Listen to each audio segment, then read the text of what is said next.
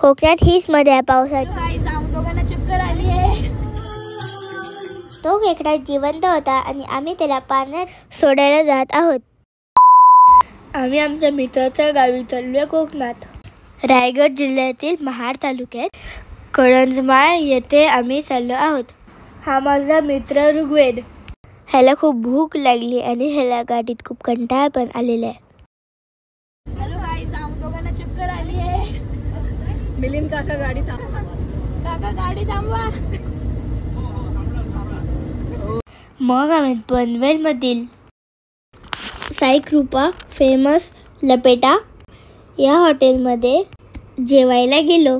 रात्रीचे 11:30 झालेले तर तिकडे खूप गर्दी होती. पहाटे 4 वाजता आम्ही आमच्या मित्राच्या गावी पोचलो. त्याच्या घरी पूजा होती.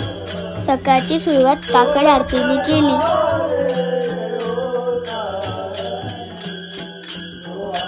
हा आमचा मित्र सार्थक. त्याच्याच गावी आम्ही पूजेसाठी आलो होतो.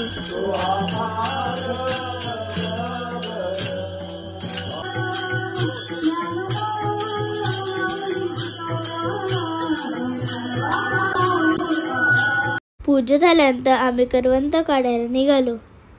सार्थक व त्याचे काही भाऊ आमच्या सोबत आले होते. हा सार्थकचा भाऊ सोहम. त्याने आपल्या हातात खेकडे पकडलेले. तो खेकडा जिवंत होता आणि आम्ही त्याला पाण्यात सोडायला जात आहोत. पाऊस थोडाच पडून गेल्यामुळे हे वातावरण किती सुंदर दिसतंय ना. कोकणात हीच मजा आहे पावसाची. सगळीकडे मस्त हिरवेगार झालं आहे. आमची गँग काट्याकुट्यातनं त्या खेकड्याला सोडायला आम्ही पाणवट्यात इथे चाललो आहोत.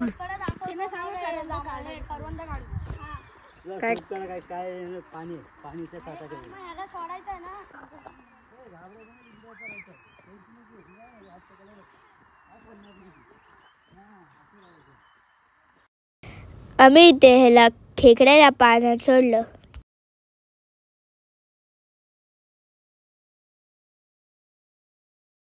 इथे थोडंसं पाणी साठवून ठेवलेलं आहे. त्यामध्येच आम्ही त्याला सोडलं. आता आम्ही करवंद काढायला चाललो आहोत. आजूबाजूचा परिसर किती सुंदर वाटतोय ना. पण हा आनंद घ्यायला तुम्हाला पावसात कोकणात नक्की यावं लागेल. मग येणार ना कोकणात.